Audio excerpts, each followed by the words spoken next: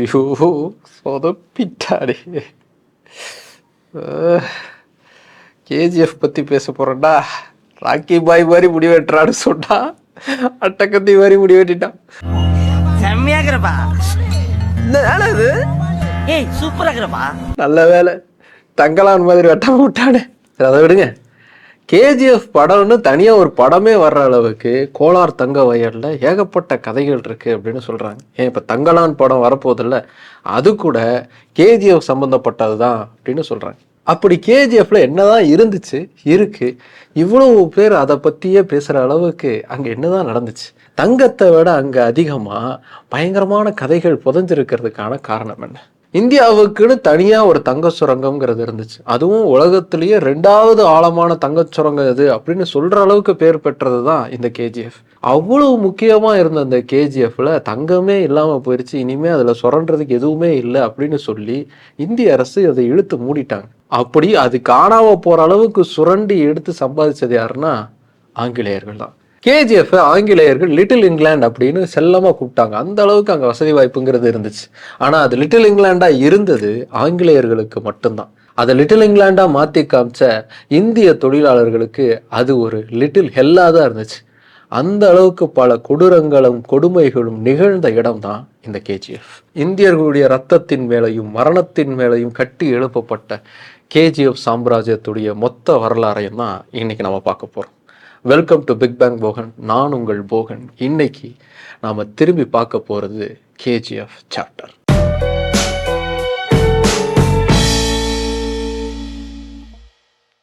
மைசூர்ல இருந்து வடகிழக்கு பகுதியில் இருக்கக்கூடிய ஒரு மாவட்டம் தான் இந்த கோலார். இந்த கோலார் மாவட்டம் அப்படிங்கிறது தமிழ்நாடு ஆந்திரா பார்டரை ஒட்டி இருக்கக்கூடிய ஒரு நிலப்பரப்பு. இந்த நிலப்பரப்புல, அதாவது கோலார் பகுதியில இருந்து 30 கிலோமீட்டர் தூரமா உள்நோக்கி போனோம் அப்படின்னா தான் கேஜிஎஃப் கோல்ட் ஃபீல்ட்ஸ் அப்படிங்கிற கோலார் தங்க வயல் அப்படிங்கிற இடம் வரும். இந்த இடத்துல தான் 100 வருஷங்களுக்கும் மேலா அங்க தங்கம் அப்படிங்கிறது சுரண்டி எடுக்கப்பட்டு இங்கிலாந்துக்கு அனுப்பப்பட்டிருந்துச்சு. இந்த கோலார் அப்படிங்கிற இந்த இடத்துக்கே ஒரு பெரிய வரலாறுங்கிறது இருக்கு. மேலை கங்க பேரரசு அப்படிங்கிற ஒரு பேரரசுங்கிறது கிபி 2ஆம் நூற்றாண்டு காலகட்டத்தில் இருந்துச்சு. அப்படி இருந்த அந்த பேரரசால கிபி 2ஆம் நூற்றாண்டு காலகட்டத்தில் உருவாக்கப்பட்ட ஒரு இடம் தான் இந்த கோலார். இந்த இடம் அவர்களுடைய தலைநகரமாகவும் இருந்துச்சு, அவங்களுடைய அடையாளமாகவும் இருந்துச்சு. அப்போ இந்த இடத்துக்கு பேரு கோலார் கிடையாது, குவலாலா. இந்த குவலாலா அப்படிங்கிறது தான் அதுக்கப்புறமா கோலாலான்னு மாறி அதுக்கப்புறமா கோலார் அப்படின்னு மாறிச்சு. நம்மளுடைய சோழ அரசர்களுக்கு பல பட்டை பெயர் இருந்துச்சு இல்லையா? கங்கை கொண்டான், கடாரம் கொண்டான் மாதிரியான பெயர்கள் இருந்ததுல, அதே மாதிரியான பெயர்கள் அப்படிங்கிறத மேலை கங்க தேசத்தை சார்ந்த அரசர்களும் வச்சுக்கிட்டாங்க. அப்படி அவங்க வச்சுக்கிட்ட பேருங்கிறது, முக்கியமான பேர் என்னன்னா குவலாலா புரவரேஸ்வரா அப்படிங்கிறது தான். இந்த ஊருடைய அரசன், கோலாருடைய அரசன் அப்படிங்கிறத தான் அவங்க தங்களுடைய அடையாளமாகவே வச்சுக்கிட்டாங்க. அந்த அளவுக்கு முக்கியமான ஊரா அவங்களுடைய பேரரசுல இந்த ஊருங்கிறது இருந்திருக்கு. அதுக்கப்புறமா தான் இது கொஞ்சம் கொஞ்சமா மற்றவர்களுக்கு கைமாறி போச்சு. கிபி 1004 காலகட்டத்தில் 1ஆம் ராஜராஜ சோழனுடைய முயற்சியால சோழர்களுடைய கட்டுப்பாட்டுக்குள்ள இந்த இடம்ங்கிறது வந்துச்சு. அதுக்கப்புறமா இந்த இடத்துடைய பெயருங்கிறது மாற்றப்பட்டுச்சு. சோழர்கள் காலகட்டத்தில் அதுக்கு நிகரலி சோழ மண்டலம் அப்படிங்கிற பெயருங்கிறத வச்சாங்க. இப்படி சோழர்களுடைய கட்டுப்பாட்டுக்குள்ள வந்த சமயத்திலேயே ஆற்றுப்படுகைகள் ஓரம், வயல்வெளி ஓரங்கள்ல தங்க தகடுகள் கிடைச்சிருக்கு. அதை எடுத்து தங்கமா பயன்படுத்தியிருக்காங்க அப்படிங்கிற குறிப்புகள் அப்படிங்கிறது நமக்கு கிடைக்குது. அதுக்கப்புறமா சோழர்களை வீழ்த்தி ஹோசாளர்கள் இந்த இடத்த அவங்களுடைய கட்டுப்பாட்டுக்குள்ள கொண்டு வந்தாங்க. ஹோய்சாளர்களுக்கு அப்புறமா 14ஆம் நூற்றாண்டு காலகட்டத்தில் விஜயநகர பேரரசுடைய கட்டுப்பாட்டுக்குள்ள இந்த இடம்ங்கிறது இருந்துச்சு. அதுக்கப்புறம் 17ஆம் நூற்றாண்டுல மராட்டியர்கள் கட்டுப்பாட்டுக்குள்ள இந்த இடம் போச்சு. அதுக்கப்புறம் 18ஆம் நூற்றாண்டுல திப்பு சுல்தான் அவர்களுடைய கட்டுப்பாட்டுக்குள்ள இந்த இடம்ங்கிறது போச்சு. 1799 ஸ்ரீரங்கப்பட்டினத்துல ஒரு பெரிய போருங்கிறது நடந்துச்சு. ஆங்கிலேயர்களுக்கும் திப்பு சுல்தானுக்கும் நடுவுல நடந்த அந்த போர்ல திப்பு சுல்தான் தோற்கடிக்கப்பட்டு கொலை செய்யப்பட்டார். அவருடைய மரணத்துக்கு அப்புறமா அந்த போர்ல வெற்றி வாகை சூடி பெரிய அளவுக்கு ஜெயிச்சாங்க பிரிட்டிஷ்காரங்க. இந்த போர்ல பிரிட்டிஷுக்கு பெரிய அளவுக்கு உதவியா இருந்த மைசூர் சமஸ்தானத்துக்கு இந்த இடத்த மொத்தமா விட்டு தர்றது அப்படின்னு முடிவெடுத்தாங்க பிரிட்டிஷ்காரங்க. ஆனா எவ்வளவு இடம் வரைக்கும் விட்டு கொடுக்கணும் அப்படின்னு முடிவு செய்யறதுக்காக ஒரு ஆங்கிலேய அதிகாரியை நியமிச்சாங்க. அப்படி நியமிக்கப்பட்ட அந்த அதிகாரியுடைய பெயர் ஜான் வேரன். எங்க போனா இந்த ஜான் வந்துருது. இந்த ஜான் வேரன் என்ன பண்ணார்னா நிலத்தை சர்வே பண்றதுக்காக போனார். போகும்போது அவருக்கு உள்ளூர் மக்கள் ஒரு சில தகவல்களை சொல்றாங்க. என்னன்னா, அப்போ போய் இங்க தங்கம் கிடைக்குங்க, இங்க அப்படியே வயல்வெளி ஓரமா ஆத்தங்கரை ஓரமா தங்கம் கிடைக்கும் அப்படின்னு சொல்லிட்டாங்க. ஆனா இது தங்கம் கிடைக்கிற ஏரியாவை மேடா, இங்க இடத்துல தங்கம் தோண்டுனா கிடைக்கும் போலயே அப்படின்னு ஜான் வேரன் டிசைட் பண்றாரு. உடனே இந்த விஷயத்த 1804 வருஷத்துல ஒரு ரிப்போர்ட்டா தயாரிச்சு பிரிட்டிஷ் அதிகாரிகளுக்கு அனுப்புறாரு ஜான் வேரன். அவங்க உடனே இதை படிச்சு பார்த்துட்டு சுதாரிச்சு, எது வரைக்கும் தங்கம் கிடைக்கும்னு தெரியுதோ அதெல்லாம் நம்மளோட கட்டுப்பாட்டுக்குள்ள வச்சிருவோம், மீதி எல்லாத்தையும் மைசூர் சமஸ்தானத்துக்கு கொடுத்துருவோம் அப்படின்னு முடிவெடுக்கிறாங்க. அப்படி ஒரு 20 ஸ்கொயர் மைல் தூரம் அளவுக்கு இருக்கக்கூடிய சுற்றளவு கொண்ட ஒரு இடத்த பிரிட்டிஷ்காரங்க அவங்களுடைய மொத்த கட்டுப்பாட்டுக்குள்ள எடுத்துக்கிட்டு மீதி இருக்கிறதெல்லாம் மைசூர் சமஸ்தானத்துடைய கட்டுப்பாட்டுக்குள்ளன்னு ஒப்படைச்சிட்டாங்க. இந்த கட்டத்துக்குள்ள வீழுறது எல்லாம் உனக்கு, வெளியே ஏதோ கொஞ்சம் மிச்ச மீதி சதுறது பாரு, அது மட்டும்தான் எனக்கு. இந்த இடத்துல எங்கடா தங்கம் கிடைக்கும் அப்படின்னு உட்கார்ந்து தேட ஆரம்பிச்சாங்க. ஜான் வேரன் ஒரு 6000 தொழிலாளர்களோட பயங்கரமா முயற்சி செய்யறாரு. ஆனா அதுல பெருசா அவருக்கு சக்சஸ்ங்கிறது கிடைக்கல. எப்போ முதல்ல தங்கம் அங்க பெரிய அளவுக்கு கிடைக்குது அப்படிங்கிறது பிரிட்டிஷ்காரங்களுக்கு உறுதியா தெரியுதுன்னா 1871 வருஷத்துல. கிட்டத்தட்ட 60 வருஷம் தங்கம் கிடைக்குமான்னு தேடிக்கிட்டே தான் இருந்திருக்காங்க பிரிட்டிஷ்காரங்க. 1871 வருஷத்துல தங்கம் அவங்களுக்கு கிடைச்சதுக்கு காரணம் இன்னொருத்தர். அவருடைய பெயர் மைக்கேல் எஃப் லவெல்லே. இவர் ஒரு ஐரிஷ் வீரராக இருந்தவர். ஸ்ரீரங்கப்பட்டினத்து போர்ல பிரிட்டிஷ் ஆர்மியில இருந்து அங்க சண்டை போட்டிருக்காரு. அதுக்கப்புறமா ரிட்டையர் ஆகி பேசாம உட்காந்துட்டார். ஆனா சும்மா உட்காரல, ஏதாவது ஒன்று செய்யணும் அப்படின்னு யோசனை பண்ணிட்டே இருந்தப்போ அவருக்கு தங்கத்தின் மேல ஒரு தேடல்ங்கிறது இருந்துச்சு. ஏன்னா ஏற்கனவே நியூசிலாந்துலலாம் தங்க சுரங்கத்துல அவர் வேலை பார்த்துருக்காரு. இந்த இடத்துல, அதாவது கோலார் ஃபீல்டு கிட்ட தங்கம் கிடைக்குது அப்படிங்கிற செய்திங்கிறது அவருக்கு அரசல் புரசலா கிடைக்கவும் அவரே இறங்கி தேடுறதுக்கு போறார். அப்படி அவர் எடுத்த முயற்சியில தான் முதல்ல அவருக்கு தங்கம்ங்கிறது கிடைக்குது. உடனே மைசூர் சமஸ்தானத்துக்கிட்டையும் பிரிட்டிஷ் அரசுக்கிட்டையும் இந்த இடத்துல நான் சுரங்கம் தோட போறேன், இதுல இருந்து நிலக்கரி எடுக்கிறதுக்காக முயற்சி செய்யறேன், நிலக்கரி கிடைச்சாலோ இல்ல வேற ஏதாவது மெட்டீரியல்ஸ் கிடைச்சாலோ அதை நானே எடுத்துக்கிறதுக்கு அனுமதி தரணும் அப்படின்னு சொல்லி ரெக்வஸ்ட் ஒன்று போடுறாரு. அவங்களும் 20 வருஷத்துக்கு நீ தோட்டிக்கோப்பா அப்படின்னு சொல்லி பெர்மிஷன் தர்றாங்க. அதுக்கப்புறமா இவர் கண்டினியூஸா அதுல தங்கத்தை எடுக்கிறதுக்கான முயற்சியில் எடுக்கிறாரு. ஆரம்ப கட்ட சக்சஸ்ங்கிறது இவருக்கு கிடைக்குது.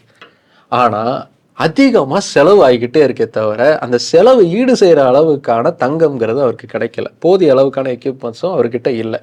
இந்த சமயத்துலதான் மெட்ராஸ்ல இருந்த ஒரு நிறுவனம் நீங்க இந்த மாதிரி கோலார்ல தங்க சுரங்கம் வெட்டிக்கிட்டு இருக்கீங்க இல்லையா,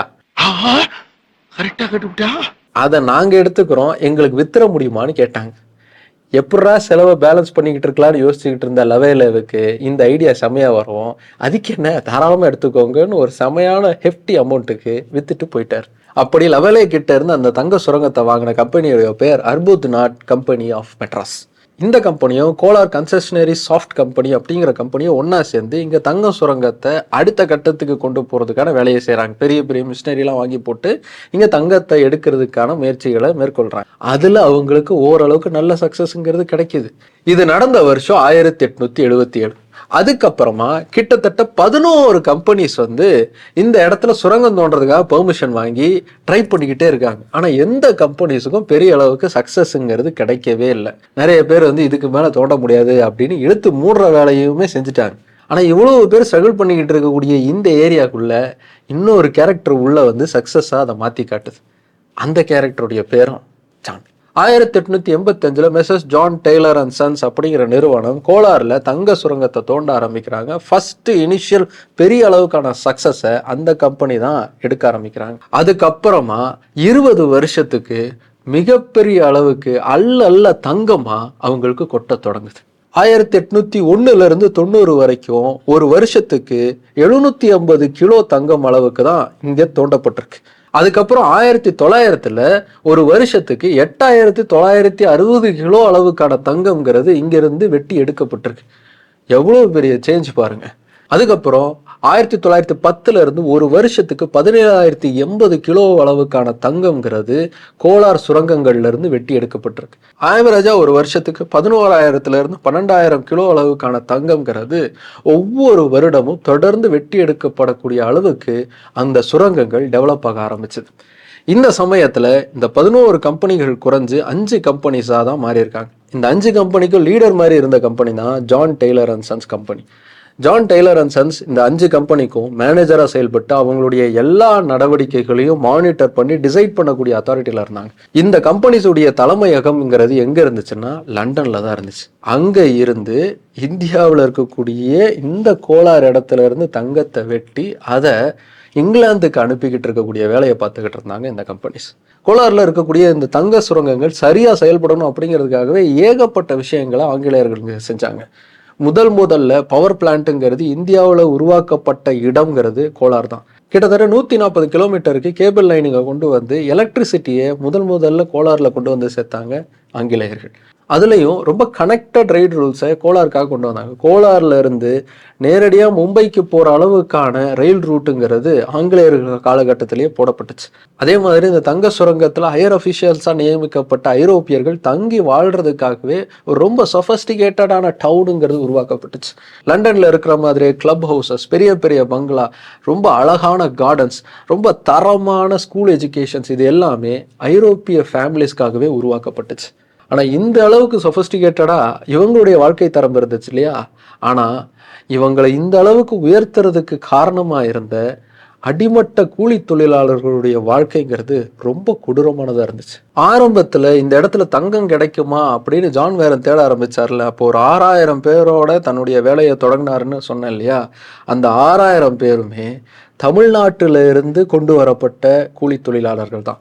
அதுலேயும் சமூகத்தட்டில் அடிமட்டத்தில் இருந்த தலித் மக்களை தான் இந்த சுரங்க தொழிலுக்கு அதிகமாக ஈடுபடுத்தியிருந்தாங்க ஆங்கிலேயர்கள். ஏன் தமிழர்களை மட்டுமே அவங்க செலக்ட் பண்ணாங்க அப்படின்னா, அவங்க தான் ரொம்ப நேர்மையாக இருப்பாங்க, ரொம்ப அடிமாடு மாதிரி வேலை செய்வாங்க, கூலியும் ரொம்ப குறைவு அப்படின்னு ஏற்கனவே பல வேலைகளில் அவங்க பயன்படுத்தி அனுபவங்கிறது அவங்களுக்கு இருந்துச்சு. அதனால தென்னார்காடு, தர்மபுரி, கிருஷ்ணகிரி மாதிரியான வட தமிழக மாவட்டத்தில் இருந்து தான் அதிகமாக இப்படி கூலி தொழிலாளர்களை கூட்டிட்டு வந்தாங்க.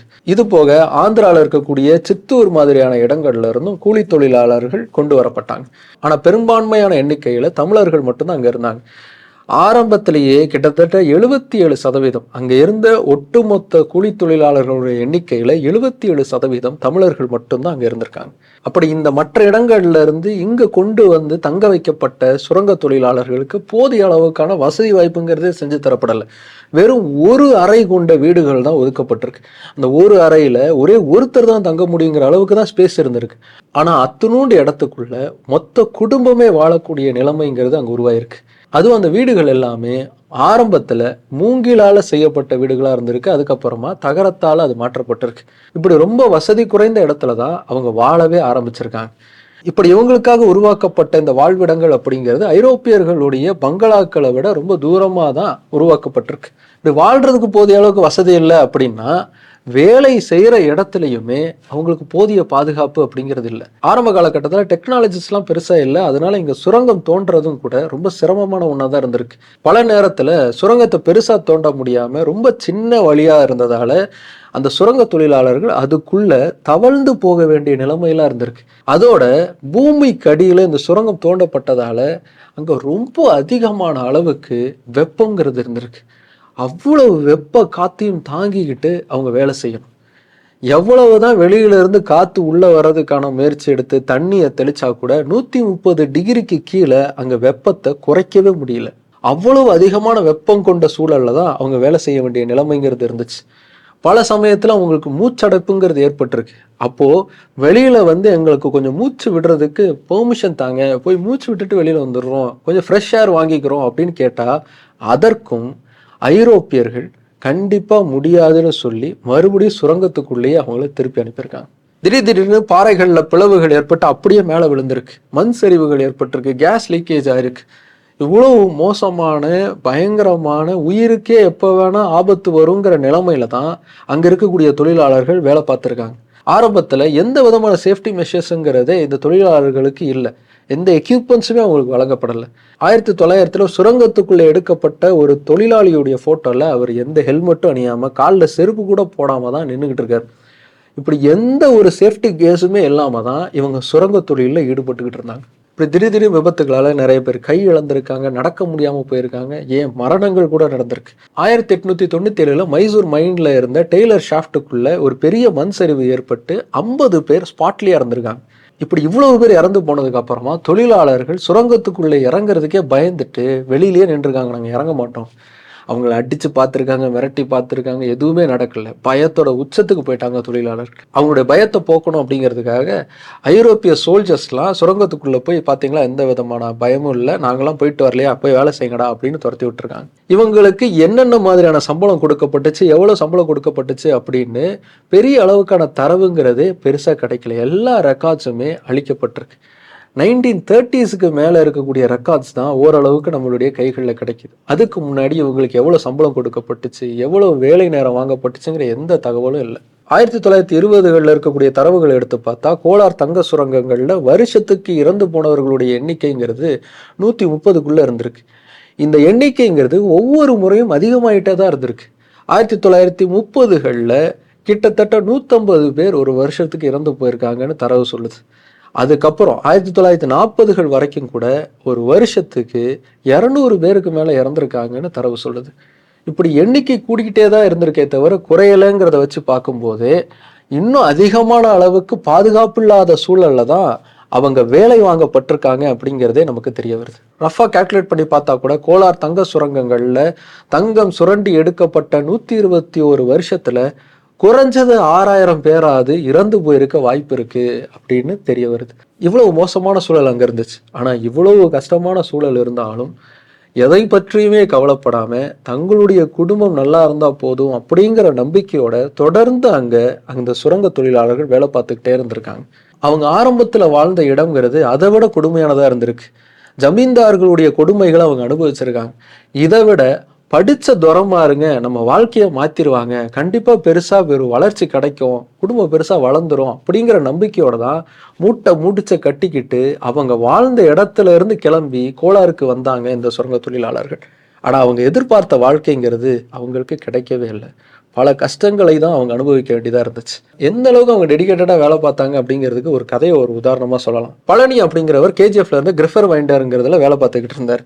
பெருசா லைஃப் மாறும் அப்படிங்கிற நம்பிக்கையோட இருந்தாரு. ஆனா அவருக்கு எதுவுமே நடக்கல. உழைச்ச உழைப்புக்கு ஏற்ற ஊதியம்ங்கிறது அவருக்கு கிடைக்கல. ஒரு கட்டத்துல ரிட்டையர்மெண்ட் ஆயிட்டாரு. நினைச்ச மாதிரி பெருசா சம்பாதிக்க முடியலையே அப்படிங்கிற ஏக்கத்தோட தன்னுடைய சொந்த ஊரான காட்பாடிக்கு போய் விவசாயம் செய்ய ஆரம்பிச்சிட்டாரு பழனி. திடீர்னு ஒரு கட்டத்துல KGFல இருந்து அவரை தேடிக்கிட்டு காட்பாடிக்கு ஒரு ஜீப்பு கிளம்பி வருது.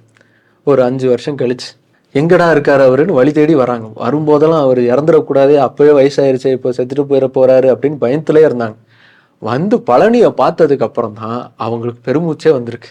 வண்டியில வந்த ஒருத்தர், யோ பழனி வண்டியில ஏறியா, KGFக்கு போனோம் அப்படின்னு கேட்டிருக்காரு. எதுக்கியா நான் வரணும் அப்படின்னு இவர் கேட்டிருக்காரு. அதுக்கு அவங்க சொல்லியிருக்காங்க, கிரிஃபர் வைண்டர் ஓடவே இல்லையாம்ப்பா, நீ வந்தாதான் ஓட்டும். அதான் இன்ஜினியர்லாம் இருக்காங்கல்ல, அவங்க பார்த்துப்பாங்க, அவங்களுக்கு தானே சம்பளம் பெருசா தர்றீங்க அப்படின்னு இவர் சொல்லியிருக்காரு. அவங்களாம் இருந்தாலும் அங்க பெருசா எதுவும் நடக்கலையா, நீ வந்தாதான் எல்லாத்தையும் சரி பண்ண முடியும்னு சொல்லியிருக்காங்க. அவங்களுடைய ரெக்வஸ்ட்டை கேட்டு அந்த வயசுலையும் ஜீப்ல ஏறி போய் அந்த கிரிஃபர் கிரைண்டர் மிஷினை சரி பண்ணி கொடுத்து ரொம்ப பெருமிதமா பார்த்துருக்காரு பழனி. அப்பவும் அவருக்கு பெருசா எதுவும் செஞ்சு தரப்படலை. இப்படி இவங்களுடைய உடல் உழைப்புங்கிறது ஆங்கிலேயர்களுடைய பேராசையால உறிஞ்சப்பட்டதுன்னா அவங்களுக்கான மரணங்கள்ங்கிறது வேற வகையிலையும் ஏற்பட ஆரம்பிச்சது. இந்த KGF சுரங்கத்துக்குள்ள வேலை பார்த்துட்டு இருந்த சுரங்க தொழிலாளர்கள் மோசமான காற்றை தொடர்ந்து சுவாசிச்சுக்கிட்டு இருந்தாங்க. அதனால அவங்கள பல பேருக்கு சிலிக்கோசிஸ் அப்படிங்கிற ஒரு நோய் தாக்கம்ங்கிறது இருந்துச்சு. லங்ஸ் எல்லாம் ரொம்ப மோசமா பாதிக்கப்பட்டு இருமுனாலே ரத்தமா வெளியில விழற அளவுக்கு நிலைமை போச்சு. நிறைய பேர் இந்த நோயாலேயே இறந்து போயிருந்தாங்க. இப்படி இவ்வளோ ஒரு மோசமான நோய்ங்கிறது அந்த இடத்துல பரவிட்டு இருக்கு. அதை தடுக்கிறதுக்கான நடவடிக்கைகளை எடுக்கணும் அப்படின்னு ஒரு சில பேர் முயற்சி செஞ்சாங்க. ஆனால் KGFல இருந்த கம்பெனி டாக்டர்ஸ்லாம் அவங்க வச்ச குற்றச்சாட்டை மறுப்பு தெரிவித்தாங்க. இப்படி ஒரு விஷயம் இங்கே நடக்கவே கிடையாது அப்படின்னு தான் சொன்னாங்க. இது போக அவங்களுடைய மோசமான வாழ்வாதார சூழல்னால காலரா, டெங்கு மாதிரியான தொற்று நோய்கள் பாதிப்பு கூட இந்த மக்களுக்கு அதிகமாக இருந்திருக்கு. அதனாலையும் பல உயிரிழப்புகள் அப்படிங்கிறது ஏற்பட்டிருக்கு. ஆனால் இதில் ஒரு இன்ட்ரெஸ்டிங்கான விஷயம் என்னன்னா, KGFல இவ்வளவு மோசமான நிலைமையில் அவங்க இருந்தாலும் அவங்களுடைய பொருளாதார நிலைமை அப்படிங்கிறது மற்ற இடங்கள்ல இருந்த தலித் மக்களை விட ஓரளவுக்கு அதிகமானதாக தான் இருந்திருக்கு. இதை எதை வச்சு நம்ம சொல்ல முடியும் அப்படின்னா, 19ஆம் நூற்றாண்டுடைய மிக சிறந்த சிந்தனையாளரான அயோத்திதாச பண்டிதருடைய தகவல்ல இருந்து நம்ம தெரிஞ்சுக்க முடியும். அயோத்திதாச பண்டிதர் 1898ல் பௌத்த மதத்துக்கு மதம் மாறுறார். அப்படி மதம் மாறினதுக்கு அப்புறமா ராயாப்பேட்டால சாக்கிய புத்த சங்கம் அப்படிங்கிற ஒரு சங்கத்தை ஆரம்பிச்சு பௌத்த மதத்தை பரப்புறதுக்கான வேலைகளை தொடங்குறார். அந்த சங்கம்ங்கிறது கொஞ்ச காலத்திலேயே பல இடங்கள்ல தன்னுடைய கிளைகளை உருவாக்கிக்குது. அப்படி கோலார் தங்க வயல்லையுமே அந்த சங்கத்துக்கான ஒரு கிளை அப்படிங்கிறது இருந்துச்சு. இந்த சங்கத்தின் சார்பாக சென்னையில் இருந்த சங்கத்துக்கெல்லாம் பொருளுதவி அப்படிங்கிறது வந்திருக்கு. அயோத்திதாச பண்டிதர் ஒரு பைசா தமிழன் அப்படிங்கிற ஒரு பத்திரிகையை நடத்தினார். அந்த பத்திரிகையை தொடர்ந்து நடத்துறதுக்கு ப்ரெஸ்க்கு நிறைய செலவாகுது, அதனால ஒரு பிரிண்டிங் மிஷின் வாங்கி தந்தா நல்லா இருக்கும், அதற்கு யாராவது சந்தாதாரர்கள் உதவி செய்யுங்க அப்படிங்கிற மாதிரி ஒரு கோரிக்கை வைக்கிறார். அந்த கோரிக்கையை ஏற்று கோலார் தங்க வயல்ல இருக்கக்கூடிய இந்த சாக்கிய புத்த சங்கத்தை சார்ந்தவங்க பணத்தை திரட்டி அவருக்கு ஒரு பிரிண்டிங் மிஷினே வாங்கி தந்திருக்காங்க. அந்த காலகட்டத்தில் பிரிண்டிங் மிஷின் தான் ரொம்ப ரொம்ப காஸ்ட்லியான ஒரு பொருள். அதை வாங்கி தர அளவுக்கு பொருளாதார உயர்வுங்கிறது கோலார் தங்க வயல்ல இருந்த மக்களுக்கு இருந்துச்சு. அதே மாதிரி கோலார்ல இருந்த சாக்கிய புத்த சங்கம் மூலமா ஒரு பள்ளிக்கூடத்தை ஆரம்பிச்சு இலவச கல்வியை வழங்கியிருக்காங்க. அந்த பள்ளிக்கூடத்துக்குன்னு தனியா ஒரு லைப்ரரி இருந்திருக்கு. அது போக மலேசியா, சிலோன், சிங்கப்பூர் மாதிரியான பல இடங்கள்ல இருந்து 200 புத்த துறவிகளை கோலாருக்கு கொண்டு வந்து அவங்கள தங்க வச்சு அவங்களுக்குன்னு தனி விழாலாம் எடுத்து சிறப்பு செய்யற அளவுக்கு அவங்களுக்கு பொருளாதார வசதிங்கிறது இருந்திருக்கு. ஸோ இந்தியா முழுக்க இருந்த மோசமான நிலைமையில அவங்களுடைய நிலைமைங்கிறது ஓரளவுக்கு உயர்ந்ததா இருந்திருக்கு அப்படிங்கிறது இதுல இருந்து நம்மளால புரிஞ்சுக்க முடியுது. 1947 இந்தியாவுக்கு சுதந்திரம்ங்கிறது கிடைச்சது. இந்தியா சுதந்திரம் அடைஞ்சதுக்கு அப்புறமா ஐரோப்பியர்களுடைய ஆதிக்கத்துக்குள்ள இருந்த இந்த கோலார் தங்க வயல்கள் அப்படிங்கிறது இந்திய அரசுடைய கட்டுப்பாட்டுக்குள்ள போச்சு. இந்தியா அதை முழுமையா டேக் ஓவர் பண்ணிக்கிட்டாங்க. இதுக்கப்புறம் நிலைமை மாறிடும் அப்படிங்கிற எதிர்பார்ப்புங்கிறது இருந்துச்சு.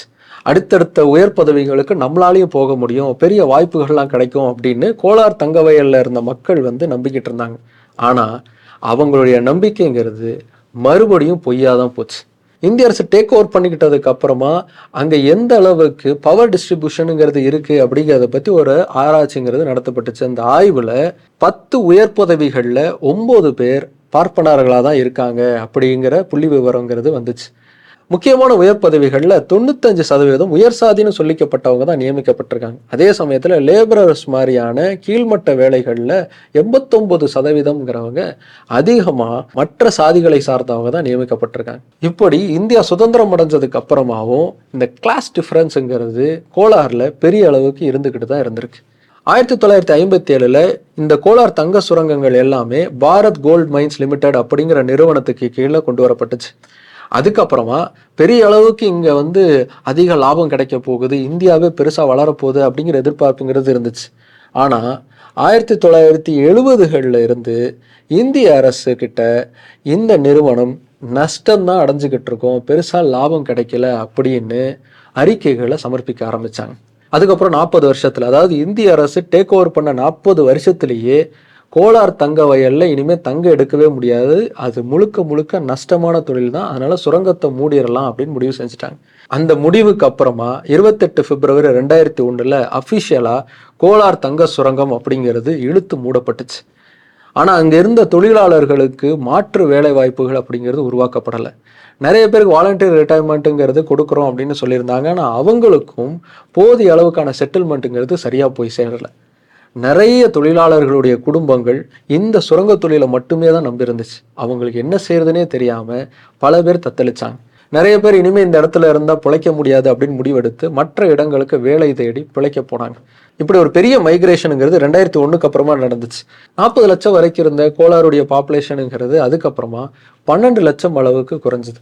இவ்வளவு பெரிய சேஞ்சஸ் நடந்ததுக்கு அப்புறமாவும் இன்றும் அங்க மக்கள் வாழ்றாங்க. இன்னைக்கு அங்க மைனிங் இண்டஸ்ட்ரி அப்படிங்கிறது நடக்கல, ஆனா அங்க இருக்கக்கூடிய மற்ற தொழில் வாய்ப்புகளை பயன்படுத்தி அங்க மக்கள் வாழ்ந்துகிட்டு இருக்காங்க. அதே சமயத்துல அங்க பூர்வீகமா இருக்கக்கூடிய மக்கள் மற்ற இடங்களுக்கு போய் வேலை செஞ்சு அந்த பொருளாதாரத்தை கேஜிஎஃப்க்கு கொண்டு வந்து தந்துகிட்டு இருக்காங்க. 120 வருஷத்துக்கு மேலா தங்கம் எடுக்கப்பட்ட இந்த கோலார் தங்க சுரங்கத்துல இருந்து இங்கிலாந்துக்கு கிட்டத்தட்ட 800 டன் அளவுக்கான தங்கம்ங்கிறது கொண்டு போகப்பட்டிருக்கும் அப்படின்னு கணக்கிடுறாங்க. அதோடைய வேல்யூங்கிறது இன்னைக்கு தேதியில 10 பில்லியன் அமெரிக்கன் டாலர் அளவுக்கு மேல இருக்கும் அப்படின்னு சொல்றாங்க. இப்படி இவ்வளவு பெரிய வளம்ங்கிறது இங்க இருந்து சுரண்டப்பட்டு இங்கிலாந்துக்கு கொண்டு போகப்பட்டுச்சு. ஆனா இங்க இருந்த மக்களுக்கு அதனால எந்த விதமான நன்மையும் பெருசா கிடைக்கவே இல்லை. இதுதான் கேஜிஎஃப் உடைய கண்ணீர் கதை. 2013க்கு அப்புறமா கேஜிஎஃப்ல மறுபடியும் சுரங்க தொழிலை தொடங்கலாம் அப்படிங்கிறதுக்கான பெர்மிஷனை சுப்ரீம் கோர்ட் தந்திருக்காங்க. 2013க்கு அப்புறமா இந்திய அரசு வெளிநாடு கம்பெனிகளோட சேர்ந்து கேஜிஎஃப்ல மறுபடியும் சுரங்க தொழிலை தொடங்குறதுக்கான முயற்சிகளை எடுத்துக்கிட்டு இருக்காங்க. ஆனால் இது வரைக்கும் ரொம்ப கன்ஸ்ட்ரக்டிவான ரிசல்ட்டுங்கிறது தெரியலை. சரி, ஓகே பஸ், கேஜிஎஃப் உடைய ரியல் ஹிஸ்ட்ரி உங்களுக்கு புதுசாக இருந்திருக்கும் நம்புகிறேன். கேஜிஎஃப் படம் அளவுக்கு அதில் மாசா இல்லை அப்படின்னாலும் கேஜிஎஃப் படத்தில் காட்டின பெயின்ஃபுல்லான சீன்ஸுங்கிறது கேஜிஎஃப் உடைய உண்மையான ஸ்டோரியிலையும் கண்டிப்பாக இருந்திருக்கு. கேஜிஎஃபோட ரியல் ஹிஸ்ட்ரியை உங்கள் ஃப்ரெண்ட்ஸ் சர்க்கிளில் யாரெல்லாம் தெரிஞ்சுக்கணும்னு நினைக்கிறாங்களோ அவங்களுக்கு இந்த வீடியோவை கண்டிப்பாக ஷேர் பண்ணுங்கள். உங்களுடைய கருத்துக்களையும் கீழே கமெண்ட் பண்ணுங்கள். அடுத்து இன்னொரு இன்ட்ரெஸ்டிங்கான கண்டென்ட்டோட உங்களை வந்து பார்க்குறேன். பாய்.